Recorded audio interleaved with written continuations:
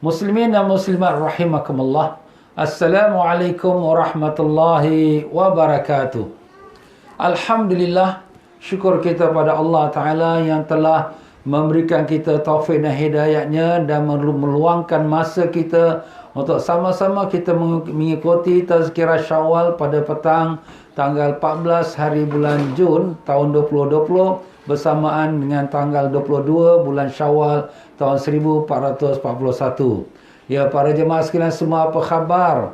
Ya, mudah-mudahan Allah Ta'ala panjangkan umur dalam sihat walafiat, disembuhkan semua penyakit, dikabulkan sekalian hajat, ditanamkan iman dan taqwa, dibukakan pintu ma'rifat, dimatikan semua kita dalam iman, dalam Islam, dalam husnul khatimah, dan ditemukan semua kita dengan Rasulullah sallallahu alaihi wasallam. Allahumma amin ya rabbal alamin. Ya, para jemaah sekalian, alhamdulillah pengajian kita sudah pun kita masuk dalam rukun-rukun salat, yang di mana rukun salat yang telah kita bicarakan iaitu yang pertama ialah niat, yang kedua ialah takbiratul ihram, yang ketiga ialah berdiri tegak menghadap kiblat, yang keempat ialah membaca suratul Fatihah, yang kelima rukuk dengan tumakninah, dan yang keenamnya i'tidal dengan tumakninah, dan kemudian yang sujud dengan tumakninah. Jadi semalam kita sudah sampai bab sujud dan syarat-syaratnya. Sebelum saya memulakan pembicaraan tentang pengajian kita, penyambungannya, ada beberapa soalan yang telah diutarakan oleh para kita punya pelajar-pelajar dalam kita punya FB semalam, yang antaranya saya bacakan macam mana nak ikut kelas tasawuf dalam FB. Jadi ini mungkin pelajar yang di mana dia nak ikut pelajaran tasawuf. Saya memimpin kelas tasawuf pada setiap hari Senin, Selasa, Rabu dan Khamis jam 9 malam. Jam 9 malam. Jadi dengan itu, kalau sekiranya mereka yang ada masa, baik sekali, sebab pelajaran tasawuf termasuk fardu ain. Jadi jam 9 malam boleh onkan FB TM Fauzi Travel, dan di situ akan ada dia punya live telecast. Jadi masjid-masjid yang telah saya pimpin selama ni, kalau hari Senin Masjid Hasanah, kalau hari Selasa di Masjid Kasim, kalau sekira hari Rabu di Masjid An-Nur, dan kalau hari Khamis Masjid Al-Istighfar. Jadi semua tu start pada pukul 9 malam. Adapun hari Selasa Masjid Maidin, dia ada juga tambahannya, iaitu jam 7.30 malam. Itu semua pelajaran tasawuf, ya. Itu sangat penting untuk kita memperbaiki hati kita, untuk mendekatkan diri kita kepada Allah. Jadi nak cari saya punya live streaming tu, pergilah pada FB TM Fauzi Travel. InsyaAllah dia akan temu pada jam 9 malam. Dan demikian pula mengenai makmum mufarakah, semayang sendirian di tengah-tengah saf. Jadi saya dah sebutkan semalam, kalaulah sekiranya makmum itu dia baca Fatihah lambat, yang di mana sekira-kira dia baca Fatihah tu sebelum imam rukuk dah boleh selesai orang biasa, tapi kerana dia ni was-was, jadi dia lambat. Jadi bila imam rukuk, dia wajib selesaikan juga Fatihah dia, kerana dia sudah ada tempoh masa yang cukup untuk baca Fatihah, tapi dia tak selesai. Oleh kerana imam sudah rukuk, dia wajib selesaikan Fatihah dia. Dan dia diberikan kemaafan untuk lambat dari imam jangan lebih daripada 3 rukun fi'li yang panjang. 3 rukun fi'li yang panjang bila? Iaitu kalau sekiranya rukuk, itu yang pertama. I'tidal ini dikira rukun fi'li pendek. Jadi sujud yang pertama itu rukun fi'li panjang, yang kedua. Nah, kemudian duduk antara dua sujud itu rukun fi'li yang pendek. Kemudian dia sujud lagi yang ketiga, imam sujud ketiga, sujud kedua, itulah rukun fi'li yang ketiga yang panjang. Andai kata dia masih berdiri lagi dengan tidak habis bacaan Fatihah dia, kalau imam angkat kepala daripada sujud kedua, batallah sembahyang makmum ini. Dia kena ada 2 pilihan. Pilihan pertama, dia tinggalkan Fatihah terus terjun ikut imam, dan dengan itu dia tak dapat kira rakaat, Nanti lepas salam ditambah 1 rakaat kerana tadi rakaat tu tak dikira. Ataupun dia niat mufaraqah. Mufaraqah tu maknanya imam ni cepat sangat lah, aku berpisah dari imam dalam hati dia. Habis ustaz, kalau dia dah berpisah pada imam, dia sembahyang sendiri tengah-tengah saf? Yes, tengah-tengah saf. Orang dalam sujud, dia sembahyang sendiri, dia rokok. Kemudian orang masuk rakaat kedua, dia masuk i'tidal, kemudian dia sujud. Makna dia sembahyang sendiri. Walaupun di tengah-tengah saf. Apa nak buat? Dia sudah niat mufaraqah. Mufaraqah tu maknanya sudah berpisah daripada imam. Tak kepelik orang tengok. Apa nak buat? Kalau orang yang faham, fahamlah. Orang yang tak faham, apa nak buat? Kita bukan nak sengaja. Sebab kita ni orang yang baca yang lambat. Dan kita pun tak dapat kejar imam. Imam tu terlalu cepat. Umpamanya lah ya.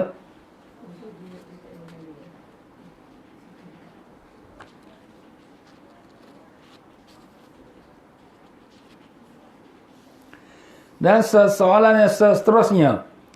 Orang perempuan nak menguatkan bacaan takbir Ratul Ihram sahaja ke atau sekalian takbir? Jawapannya, bacaan yang wajib dibaca dalam salat cuma ada 5. Pertama, takbiratul ihram. Kedua, suratul Fatihah. Ketiga, membaca tasyahud akhir. Keempatnya, membaca selawat atas Nabi SAW pada tasyahud akhir. Dan kelima ialah memberi salam yang pertama. Ini 5 dinamakan rukun qauli. Qauli itu mana perkataan. Rukun qauli wajib dibaca dengan kita dengar pada telinga kita. Jadi kalau takbiratul ihram itu sajalah. Ada pun takbir intiqalat, takbir perpindahan. Allahu Akbar, samiallahu liman hamidah, Allahu Akbar, Allahu Akbar. Itu semua tak wajib didengarkan oleh telinga kita. Tapi nak dengar baguslah. Tetapi tak wajib. Yang wajib itulah 5 bacaan yang wajib. Itu wajib dibaca dengan kita dengar telinga kita. Baik lelaki, baik perempuan. Sama saja. Dan begitu pula apabila orang yang sujud. Apabila dia sujud, dia kenakan dahinya dan serta hidung dia. Mengenakan hidung dalam waktu sujud adalah sunat. Sebab Nabi SAW apabila mengatakan umirtu an asjuda ala sab'ati a'zam. Aku telah diperintahkan untuk salat atas 7 tulang. Dan Nabi SAW pun sebut al-jabhah, dahi. Sambil sebut dahi, Nabi pun tunjukkan dan hidung.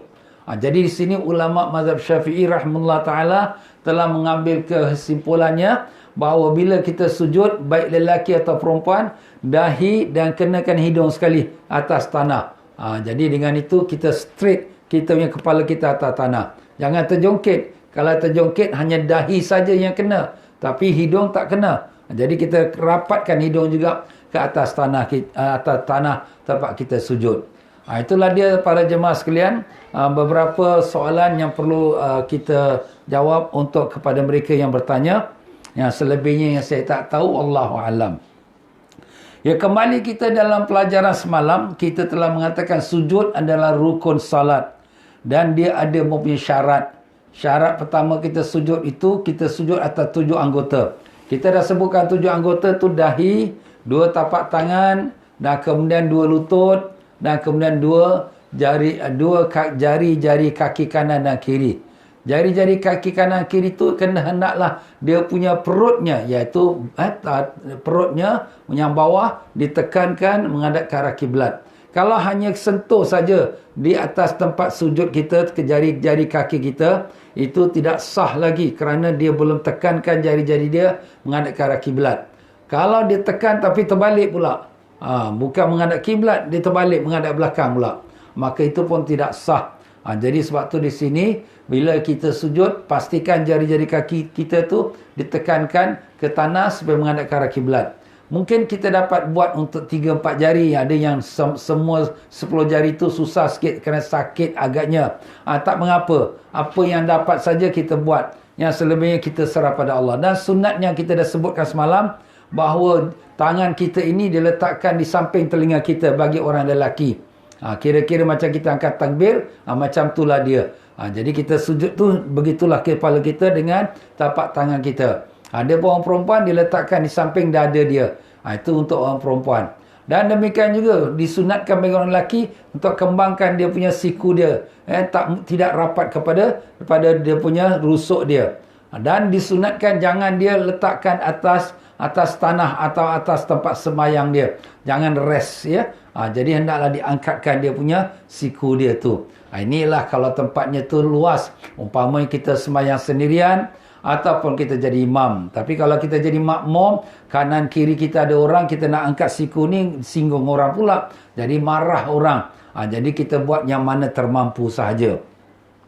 Dan kita dah katakan bahawa bila kita sujud itu, dahi kita ditekankan ke tanah. Itu akan jadi secara automatik apabila badan kita punya berat diletakkan di atas dahi kita. Dan kita juga telah tunjukkan bahawa perut kita dengan peha kita direnggangkan. Jangan melekat, ya. Jadi kalau melekat maknanya kita dekat antara kepala dengan lutut kita. Jadi antara kepala dengan lutut, kepala tu kena jauh sikit. Itu mengikut kadar kepada orang yang tinggi dengan rendah. Kalau rendah, mungkin sejadah 3 hasta dah cukup. Itu biasalah sejadah-sejadah kita di masjid. Tapi kalau orang tinggi mungkin 1.5 atau ke atas, dia kena sujud lebih sikit daripada sujud orang biasa. Tempat dia turun, dahi dia ke bawah. Begitulah dia para jemaah. Bila kita sujud, rapatkan jari-jari tangan kita. Jangan kita renggangkan. Renggangkan jari waktu kita sujud, hukumnya adalah makruh. Jadi kita rapatkan dia. Begitulah dia beberapa perkara yang bersangkut paut dengan sujud yang telah kita bincangkan pada hari semalam. Dan pada hari ini kita masuk pula iaitu dalam perkara-perkara yang disunatkan, iaitu masalah-masalah yang berhubung dengan rukun sujud. Jadi ini ada beberapa masalah. Berkata Tuan Pengarang kita rahimahullah ta'ala wa nafa'anallahu bikum fid darani amin. Masalah-masalah yang berhubungan dengan rukun sujud. Pertama, kesimpulan hukum anggota sujud yang wajib dibuka dan yang boleh ditutup ketika melakukan sujud adalah sebagai berikut. Pertama, yang wajib dibuka ialah dahi. Jadi dahi saja yang wajib dibuka dalam waktu kita sujud. Tangan, kaki, semua tu memang kita boleh tutup. Jadi kalau orang lelaki atau perempuan sembahyang pakai sarung tangan atau pakai stokin, perempuan dah tentulah wajib pakai stokin, lelaki pakai stokin, semuanya hukum harus, ya, tidak wajib dibuka. Dan yang kedua, sunat dibuka, iaitu kedua tangan dan kaki bagi lelaki. Adapun bagi perempuan, maka haram membuka kaki dan sunat membuka dua tangan. Jadi bagi orang lelaki, sunat membuka dua tangan dengan dua kaki. Jadi makna sini dua tangan tu makna tak pakailah hand glove, tak pakai sarung tangan. Jadi sunat biar macam ni. Dan di sini apabila kita sujud, kita dah sebut tadi wajib sujud tu tangan kita atas tanah. Tangan tu mesti sepenuh dengan tapak tangan. Sepenuh tapak tangan atas tanah yang kita sujud. Jangan dia letakkan hujung-hujung jari saja.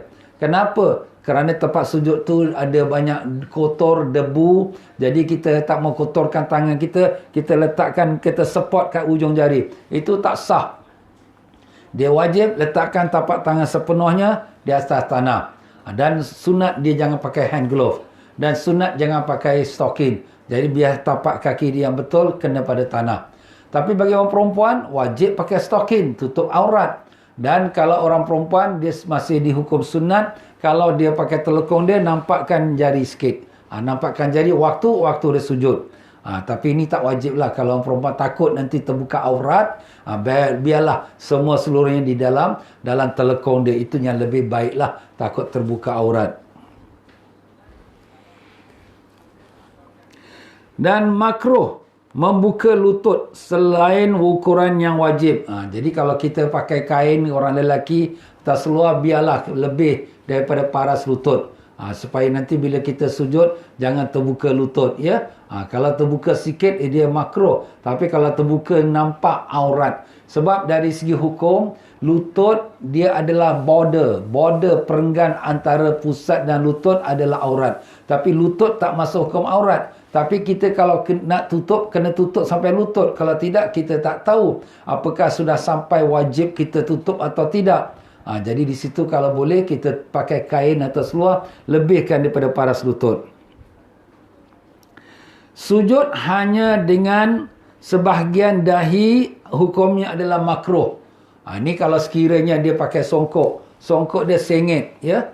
Bila dia sujud, setengah dahi dapat atas tanah, setengah lagi tertutup dengan songkok. Atau dia rambut dia tak tutup. Ya, dia tak pakai kopiah. Jadi bila dia sujud, setengah dahi dia tertutup dengan rambut, setengah lagi terbuka, maka kena tanah. Sah tapi makruh. Sebab tu disunatkan bagi orang lelaki memakai kopiah tutup kepala bila dia solat. Sebab itu lebih hormat dalam kita menghadap pada Allah Ta'ala.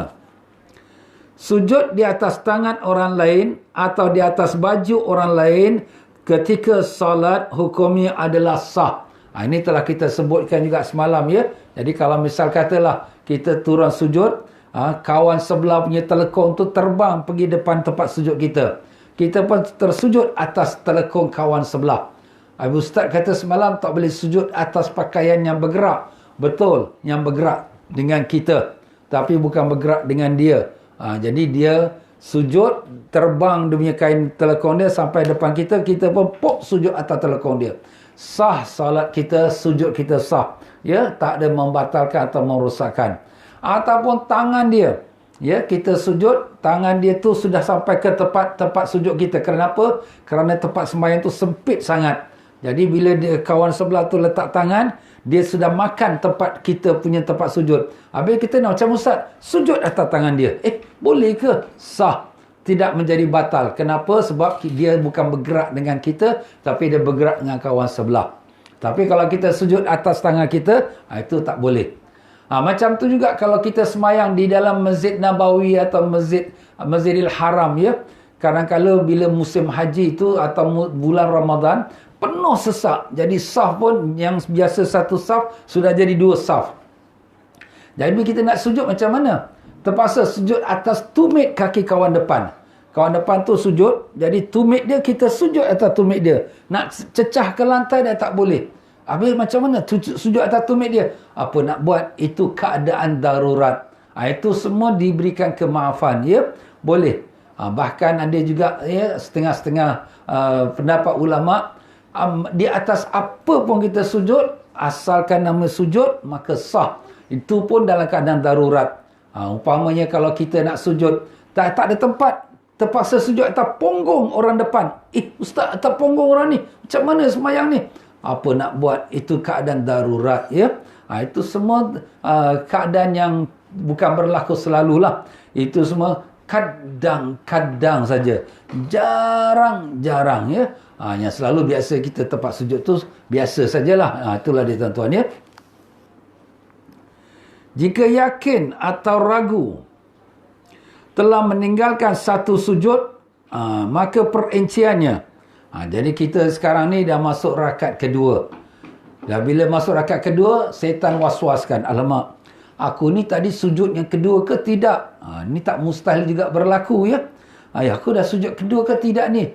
Perinciannya, kalaulah kita pada rakaat yang terakhir, kita terus turun. Kita dah masuk rakaat yang keempat. Ini tadi rakaat ketiga, sujud kedua ni, aku buat ke tidak sujud kedua? Jadi kalau macam tu, kita terus turun sujud. Masuklah terus, kita pergi sujud, dan kemudian kita patah balik masuk rakaat yang keempat umpamanya. Kalau sekiranya kita berdiri, kalau kita sedang duduk, kita duduk tahiyat akhir. Kita duduk tahiyat akhir, aku sujud kedua ni dah buat ke belum? Alamak, agaknya belum lah. Allahu Akbar, sujud kedua. Terus kita sujud kedua, ya. Itulah hukumnya kalau sekiranya kita di tahiyat akhir. Kalau kita dah masuk rakaat yang ketiga, keempat ke, jadi kita terus pergi ke sujud. Cuma soalan di sini, kita wajib juga duduk antara dua sujud yang akan kita sebutkan sebentar lagi. Jadi kalaulah sekiranya dia daripada sujud pertama, dia terus naik, jadi dia belum duduk lagi. Jadi kalau gitu, dia bila turun, dia duduk sekejap. Duduk seperti duduk antara dua sujud. Dengan tumakninah. Kemudian Allah Akbar, dia pun sujud. Jadi macam itulah. Jadi kalau saya nak contohkan sekarang ini. Jadi sekarang saya semayang ikut imam. Ataupun saya sendirian lah, ya. Saya sendirian. Saya sekarang, saya semayang, dah masuk tahiyat akhir. Dah masuk tahiyat akhir. Tengah-tengah saya tahiyat akhir, terasa dalam hati, aku ni dah sujud yang kedua ke belum? Jadi kita was-was. Kalau gitu, kita terus turun sujud. Allahu Akbar, terus sujud. Kita terus sujud. Kemudian kita duduk balik, tahiyat akhir. Itu kalau kita sedang duduk tahiyat akhir. Kalaulah sekiranya kita naik daripada rakaat, kita pun dah naik, masuklah rakaat berikutnya. Tak kiralah rakaat kedua ke ketiga ke keempat, kemudian terasa hati, aku ni dah sujud yang kedua ke belum? Macam mana ni? Kita terus turun, tapi kita kena ingat, antara rukun solat ialah duduk antara dua sujud. Kita kena duduk dulu. Duduk sekadar tumakninah, subhanallah. Sekadar tu, kemudian kita pun pergi ke sujud yang kedua. Dah selesai sujud kedua, barulah kita pun naik masuk rakaat yang berikutnya, yang ketiga atau yang keempat atau sebagainya. Jadi itulah dia. Kalau sekiranya orang yang ragu-ragu, apakah dia sudah buat sujud yang kedua atau belum? Ini tak mustahil berlaku. Umpamanya, dia dalam sujud pertama, dia berdoa. Bila dah berdoa, bila dah lepas pada doa, dia naik ke sujud, dia nak duduk, tapi dia punya ingat sudah sujud kedua. Dia pun teruslah duduk tahiyat akhir ataupun terus masuk rakaat berikut. Kemudian fikir-fikir, aku ni tadi doa sujud pertama, sujud kedua belum buat. Itulah saya contohkan tadi, dia kena turun untuk melakukan sujud kedua. Kenapa? Sebab sujud adalah rukun. Apabila sujud tak sah, maka dia masuk rakaat yang berikutnya, rakaat berikut pun tak sah. Dia kena ikut tertib. Sebelum naik kedua, mesti yang pertama tu sudah sah, seterusnya. Jika berdiri pada rakaat yang kedua, itu telah saya sebutkan. Jika mengangkat dahi dari tempat sujud kerana terganggu, seperti terdapat batu pada tempat sujud, kemudian kembali ke tempat sujud, maka hukumnya sah solatnya pada dua masalah. Jika hanya menggeser dahi tanpa diangkat. Ini kalau kita solat di luar daripada kawasan masjid. Jadi umpamanya kita semayang di Mekah, Madinah, masjid dah penuh. Jadi kita semayang tepi-tepi jalan. Bila kita semayang, bila kita sujud, dahi kita kena kepada anak-anak batu. Aduh, sakit dah. Habis macam mana? Jadi dahi kita dah kena dah pada anak batu tu. Dah kena gesel dah tu. Itu dah sah dah. Pasal apa? Yang syaratnya mesti kena pada lantai. Tapi kita tak tekankan dia sebab anak batu. Sakit tajam dia. Ataupun kita angkat kepala kita dan kita tolak anak batu tu sikit dan kita sujud balik. Itu supaya dapat kita sujud dengan betul. Cuma syaratnya, bila kita nak angkat kepala tu, mestilah jangan lama sangat kita dah sujud tu baru nak angkat kepala. Sekira-kira belum sampai tumakninah. Belum sampai tumakninah tu makna sekadar sebelum sampai subhanallah. Sebagai saya contohkan sekarang. Jadi sekarang ni saya sujud di luar masjid. Jadi dalam keadaan saya sujud ni, maka dahi saya terkena kepada anak batu. Kita terus angkat, Allahu Akbar. Kita tolakkan sikit anak batu dan kemudian kita pun sujud balik. Macam itulah caranya. Ini pun termasuk juga kalau orang yang sembahyang, kaum ibu, kalau telekong dia ditiup oleh kipas. Kemudian bila nak sujud, telekong dia terbang sampai ke depan. Terpuk kepala dia sujud atas telekong. Terus dia angkat, cepat-cepat dia angkat kepala dan dia tolakkan dia punya telekong dia dan dia pun sujud balik. Itu caranya. Jangan sampai masa tu tumakninah tu ada. Maksud tumakninah tu apa? Sekadar baca subhanallah. Jangan sampai 2 second. Terkena saja pada telekong tu, ni telekong aku, astagfirullah. Tolakkan dia. Kemudian angkat kepala dia, tolakkan telekong, kemudian sujud balik. Itulah dia tuan-tuan ya. Ada orang bertanya bagaimana orang solat atas kerusi. Dia nak rokok dan sujud. Orang solat atas kerusi ni ada 2 keadaan. Keadaan pertama, dia memang tak boleh berdiri sama sekali. Dia duduk daripada awal, dia pun duduk baca Fatihah pun duduk. Bila dia rokok, Allahu Akbar, dia rokok, dia pegangkan 2 kepala lutut dia, dan kemudian dia bongkokkan badan dia lebih kurang 45 degree. Kemudian sami Allah liman hamidah, Rabbana lakal hamd. Kemudian lepas tu dia sujud, rendahkan kepala dia lebih daripada rukuk. Allahu Akbar. Ni sujud dia lebih rendah, seberapa rendah yang dapat daripada dia punya perenggan rukuk dia. Itu kalau dia memang tak boleh berdiri sama sekali. Kalau orang yang boleh semayang berdiri tapi tak boleh lipat kaki dia untuk duduk di lantai, maka seberapa dapat dia berdiri, dia bacalah Fatihah dia. Dia baca Fatihah. Apabila dia rukuk, Allahu Akbar, dia pun rukuk. Dia rukuk macam orang biasa sihat. Rukuk. Kemudian sami Allah liman hamidah, Rabbana lakal hamd. Kemudian sekarang dia nak pergi ke sujud. Nak pergi sujud, dia ada dua pilihan. Pilihan pertama, dengan tanpa pakai kerusi. Dia terus sujud dengan serendah-rendahnya yang dapat. Dua tangan dia pegang pada kepala lutut dia. Tak payah dua tangan dia letak kat tengah-tengah udara, tak payah. Dia letak kat kepala lutut dia. Jadi sujudnya lebih rendah daripada waktu dia rukuk. Itu pilihan yang pertama. Bila dia duduk, Rabbi firli. Kemudian lepas tu, dia sujud lagi kali kedua, lebih rendah daripada waktu dia rukuk. Macam itulah. Jadi bila baca tahiyat pun, dia baca tahiyat dalam keadaan berdiri. Kalaulah dia ada kerusi. Ini kalau dia tak ada kerusi. Dia masuk masjid, tak ada kerusi, tak ada bangku. Macam mana dia nak semayang? Dia semayanglah dalam keadaan berdiri yang saya sebutkan tadi. Tapi kalaulah dia ada kerusi. Dia waktu dia semayang tu, dia berdiri baca Fatihah, dia berdiri. Kemudian lepas tu sami Allah liman hamidah, Rabbana lakal hamd. Lepas tu nak pergi ke sujud tu, maka dia boleh duduklah atas kerusi dia dan rendahkanlah kepala dia seberapa rendah yang dapat untuk dia sujud. Macam itulah dia. Tak payah letak tangan kat udara. Ada orang tangan udara. Macam ni, kenapa ni? Pasal kita sujud. Tak. Itu kalau sujud atas lantai. Ini kalau sujud pun on udara juga. Macam tu tuan-tuan ya.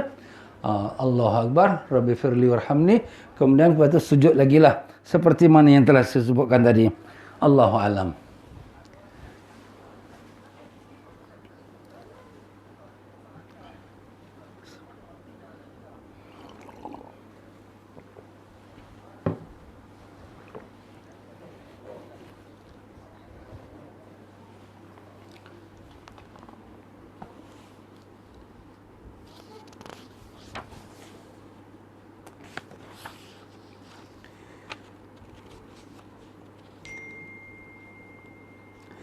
Dan masalah tadi, bila dia sujud, terganggu tempat sujud dia tu, yang dikatakan sah tu, kalau dia angkat kepala dia sebelum tumakninah pada waktu dia sujud tu, dia angkat kepala, betulkan tempat sujud dia tu, kemudian sujud kembali dengan sepenuh syaratnya. Tetapi batal salatnya jika diangkat dengan ukuran yang pendek dan telah tumakninah. Itu yang kita sebut tadi. Jadi kalau sekiranya dia angkat kepala dia dengan ukuran pendek, maknanya dia cepat angkat kepala tetapi sudah tumakninah. Maknanya kalau sudah tumakninah tu maknanya dia kena proceed terus. Habis ustaz, macam mana saya ni sujud tu tak sah? Sujud dia tak sah, maknanya rakaat dia tidak sah. Dia kena tambah satu rakaat apabila selesai pada semayang. Jadi itu kira rakaat tu FOC, free of charge. Ya, sebab kurang dia punya sujud dia yang sempurna. Jadi itu hukumnya. Ataupun dia batal solatnya jika dia angkat tanpa terdapat uzur. Jadi kalau dia angkat kepala dia daripada tempat sujud tanpa sebab, dengan tak ada tumakninah, dia angkat saja kepala dia, maka batal lah sebab dia tak sempurnakan syarat-syarat sujud. Jadi itulah dia tuan-tuan dan puan-puan, beberapa masalah-masalah bersangkut paut dengan sujud. Jadi insya-Allah tuan-tuan, mudah-mudahan kita dapat sujud pada Allah dengan penuh sempurna, dengan syarat-syaratnya dan sunat-sunatnya. Dan begitulah kita telah sebutkan semalam, membaca doa dalam sujud subhana rabbil a'la wa bihamdi. Kemudian banyak lagi doa-doa yang disebutkan dalam kitab ini, tetapi cukuplah itu subhana rabbil a'la wa bihamdi. Kalau siapa nak tambahan, itu bolehlah dia buka kitab-kitab doa di dalam doa solat ya. Masuk kita pada rukun yang ke-8. Jadi sujud rukun yang ke-7.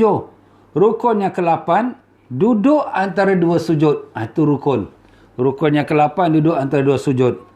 Duduk di antara sujud, duduk antara dua sujud termasuk rukun yang pendek, yang tujuannya sebagai pemisah antara dua sujud. Jadi maknanya duduk antara dua sujud ni sebagai rukun fi'li yang pendek.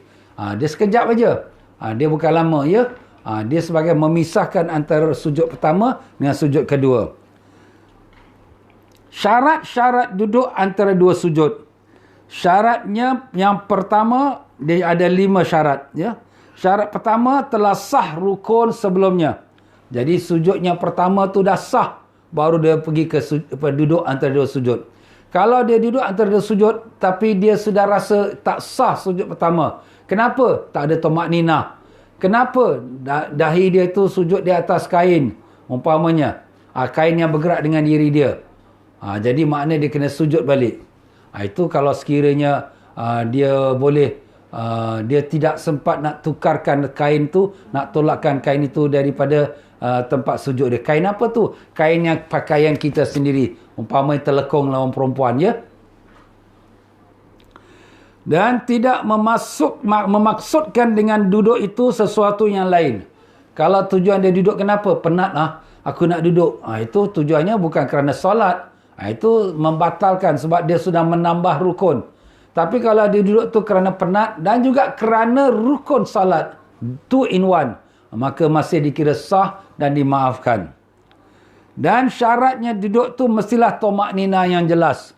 Mesti ada tomak nina. Jadi kalau sekiranya dia duduk Allah Akbar, dia tolak balik, Allah Akbar, sujud balik, tak sah sebab dia kena ada tomak nina. Dan tomak nina ni complete stop. Dia juga orang yang biasa badan dia bergerak-bergerak. Umpama dia dah bangun pada sujud, dia duduk, dia goyang-goyang badan dia. Biasa orang tu bergoyang-goyang badan suka. Mungkin dia selalu berzikir tapi badan bergoyang. Tapi dalam sembahyang tak boleh buat suka-suka macam tu. Ya. Tapi kalau ada orang buat macam tu, tak sah dia punya duduk kerana tak ada tomak ninah, maka tak sah salatnya. Dan yang keempat, duduk dengan tegak. Maka tidak sah jika duduk dengan posisi menunduk. Jadi maknanya bila dia duduk tu, duduk tegak. Tulang belakang dia semua dah ambil tempatnya. Bukan dengan keadaan dia tengah-tengah bongkok, kemudian dia terus pergi ke sujud. Tak sah. Dia kena duduk dengan posisi yang tegak, yang betul. Macam juga dia berdiri dengan tegak yang betul, tulang belakang dia semua dah di posisi tempatnya sendiri. Barulah dia baca Fatihah dan kemudian dia rokok, ya. Dan tidak memanjangkan waktu duduk lebih dari ukuran bacaan tasyahud yang paling singkat dan doa yang disunnahkan. Jadi bila kita duduk antara dua sujud, dia ada timing dia. Timing dia apa? Tak boleh panjang sangat. Panjang tu dikira macam mana? Seperti orang baca tahiyat. Orang baca tahiyat agak berapa minit? Tak sampai 1 minit, Ustaz. Dalam 20 second. At-tahiyyatul mubarakatus salawatut tayyibatu lillah. Assalamu alayka ayyuhan nabiyyu rahmatullahi wabarakatuh. Assalamu alayna wa ala ibadillahi salihin. Asyhadu an la ilaha illallah wa asyhadu anna Muhammadar Rasulullah. Itu tahiyatlah itu, ya. Kemudian apa tu? Selawat pada Nabi tu tambahan selawat. Jadi kalau sekiranya makan masa dalam 25 saat, kalau sekiranya dia lebih duduk lama, maka ini membatalkan solat dia. Tetapi melainkan kalau dia solat sunat tasbih. Sunat tasbih pasal dia membaca tasbih. Jadi itu mungkin panjanglah sikit masa dia. Itu dimaafkan kerana sembahyang yang khusus. Kalau dia sengaja panjangkan duduk antara dua sujud itu melebihi daripada masa tahiyat dan masa doa-doa yang disunatkan dalam tahiyat. Lepas tahiyat tu ada doa-doa yang disunatkan. Allahumma inni a'udzubika Allahumma inni a'udzubika min azabi jahannam wa min azabil qabr wa min fitnatil mahya wal mamat wa min fitnatil mahsi dajjal. Itu semua doa selepas tahiyat. Jadi kalau masa tu panjang, lebih kurang dalam 40 second. Jadi dia punya masa duduk tu antara dua sujud jangan lebih daripada 40 second. Tapi mesti ada wajib tomak ninah. Jadi kita kena bacalah doa dalam duduk antara dua sujud yang disunatkan. Rabbighfirli warhamni wajburni warfa'ni warzuqni wahdini wa'afini wa'fu anni. Ini doa ni bagus, tuan-tuan. Doa minta kepada Allah ampun, minta beri sihat, minta beri rezeki, minta keselamatan, minta petunjuk, minta hidayat. Jadi kalau sekiranya kita meminta kepada Allah, biarlah dengan hormat. Macam mana hormat? Baca betul-betul. Rabbighfirli warhamni wajburni warfa'ni warzuqni wahdini. Ustaz, saya nak cepat, kena imam tu cepat sangat. Kalau kita nak cepat, jangan kita baca kelangkah Rabbighfirli warhamni wajburni. Malaikat nak tulis pun tak tahu apa kau baca ni. Nampak? Allah Ta'ala nak bagi kita pun tak tahu apa yang kau minta ni. Kita jumpa pada raja, kita kata, raja bagi aku tanah, aku nak jadikan apa, dia cakap betul-betul sikit. Nampak? Jadi macam tu lah. Habis ustaz, macam mana saya ni nak baca ni, imam cepat. Bacalah mana yang mampu, tapi biar betul. Rabbi firli warhamni wajburni, imam pun sujud. Ikut sujud tak apa. Biar sikit tapi betul daripada banyak tapi tak betul. Ya, itu kita kena jaga adab kita dengan Allah SWT. Sunnah-sunnah ketika duduk di antara dua sujud. Duduk iftirash. Jadi dalam duduk antara dua sujud namanya duduk iftirash. Macam mana duduk iftirash itu? Duduk iftirash itu ialah dengan kita meletakkan tapak kaki kiri kita di sebelah bawah punggung kita. Jadi tapak kaki kiri kita, ni tapak kaki kiri, kita letak bawah punggung kita. Bawah punggung kita. Kaki kanan kita dirikan jari-jarinya itu menghadap ke arah kiblat. Itu sunnahnya. Dan ini yang namanya duduk iftirash, ya. Duduk antara dua sujud, dan duduk semua bila kita duduk dalam solat, melainkan duduk tahiyat akhir. Duduk tahiyat akhir namanya duduk tawarruk. Itu akan kita sampai bab tahiyat akhir nanti. Dan meletakkan dua tangan di atas paha dekat lutut. Jadi tangan kita, bila kita duduk antara dua sujud, dua tapak tangan kita di atas paha kita, belah hujung. Jadi hujung jari kita di hujung kepala lutut. Bukan kat tengah-tengah, tidak. Hujung kepala lutut. Itu cara posisi kita letak dua tapak tangan kita atas dua paha kita. Dan kemudian kita membaca doa yang dah disebut tadi. Masalah berhubung dengan rukun duduk antara dua sujud. Duduk dengan cara iftirash, sunnat dilakukan pada 6 masalah. Iaitu duduk tasyahud awal. Tasyahud awal tu tahiyat awal lah, ya. Rakaat yang kedua. Dan duduk antara dua sujud yang kita baru sebut ini. Duduk istirahat. Duduk istirahat ialah duduk sebelum kita berdiri pada masuk rakaat yang kedua dan rakaat yang keempat. Macam mana tu duduk istirahat? Istirahat tu mana? Rehat lah. Istirahat. Jadi kalau kita rakaat pertama ataupun rakaat ketiga. Jadi rakaat pertama kita pernah habis sujud kita nak bangun. Sunat kita duduk sekejap. Sekira-kira subhanallah, tumakninah. Ini nama duduk istirahat. Kemudian kita letakkan dua tapak tangan kita di atas lantai. Kita tolakkan punggung kita dan kita berdiri. Ini sunatnya pada rakaat yang ketiga dan juga yang pertama nak masuk rakaat berikutnya. Jadi rakaat pertama. Kita nak masuk rakaat kedua, kita duduk istirahat sebelum kita berdiri. Rakaat kedua, nak masuk rakaat ketiga, kita duduk tahiyat awal. Jadi memang dah duduk dah tu. Rakaat yang ketiga, bila kita nak masuk rakaat keempat, kita duduk istirahat sebelum kita berdiri rakaat keempat. Rakaat keempat dah habislah tahiyat akhir dan beri salam. Jadi itulah dia dua masa kita duduk istirahat. Dinamakan istirahat tu mana? Rehat. Serehat sebentar. Jadi Rasulullah SAW melakukan duduk istirahat sewaktu Nabi nak bangun masuk rakaat yang berikutnya. Jadi begitulah kita pun disunatkan duduk istirahat. Jadi duduk istirahat pun cara duduknya adalah duduk iftirash. Dan duduk bagi makmum masbuk dalam solat. Makmum yang lambat. Makmum yang lambat, bila dia masuk, imam tahiyat akhir. Dia nak duduk cara mana? Dia duduk tetap cara iftirash. Dengan kaki kiri bawah punggung kanan. Dia bukan ikut imam. Imam duduk tawarruk. Tawarruk tu maknanya punggung atas lantai. Kaki kiri dia keluarkan ke kanan. Jadi kalau duduk iftirash, duduk tawarruk tu, saya kalau nak contohkan. Jadi duduk tawarruk. Jadi ini kaki kiri kita keluarkan ke bawah kaki kanan. Bawah kaki kanan. Kaki kanan kita dirikan menghadap ke kiblat jari-jarinya. Ini nama duduk tawarruk. Ini hanya duduk sekali saja waktu kita tahiyat akhir. Kalau imam tahiyat akhir, kita bukan tahiyat akhir sebab kita masuk lambat. Maka kita duduk iftirash. Duduk seperti antara dua sujud. Itu caranya. Ya, jadi jangan kita ikut imamnya cara duduk. Jadi duduk tawarruk tu maknanya punggung atas lantai, itu hanya pada tahiyat akhir untuk diri kita. Ya, bukan untuk imam, untuk diri kita. Duduk pada tasyahud akhir jika akan melakukan sujud sahwi.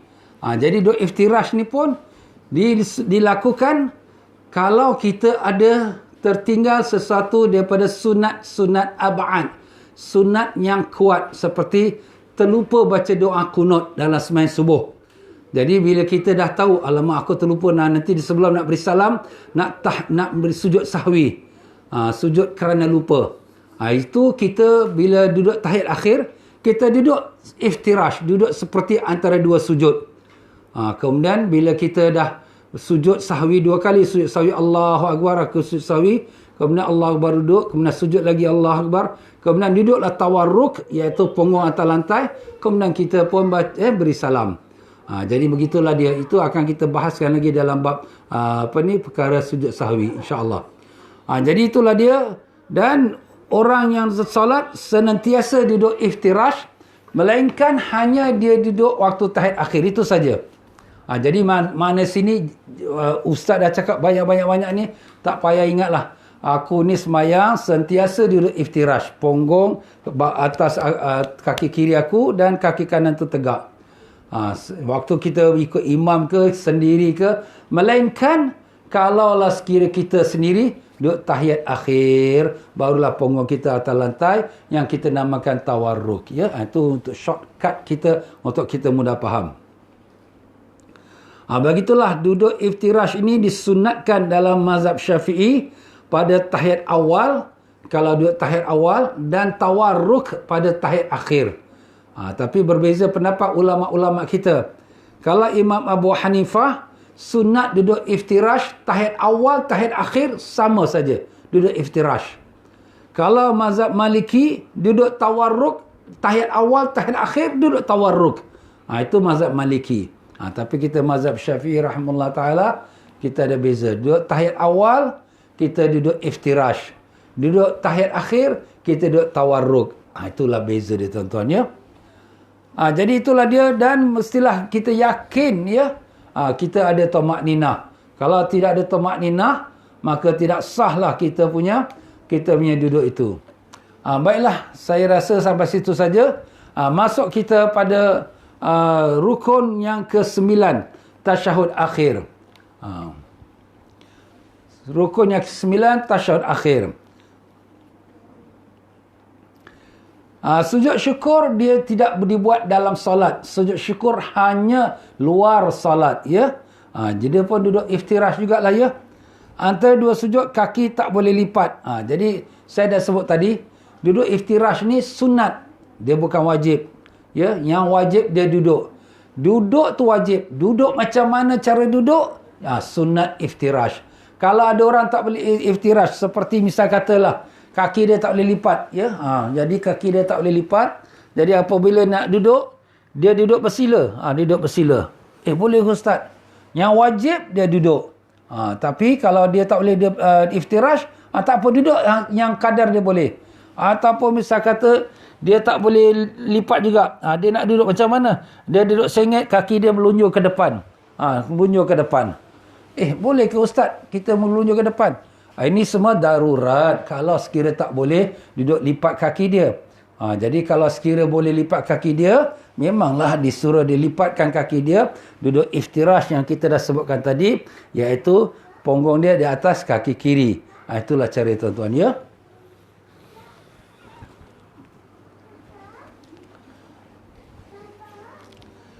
Ya, dengan itu selesai kita bab duduk dan masuklah kita rukun yang ke-9, tasyahud akhir. Wallahu a'lam.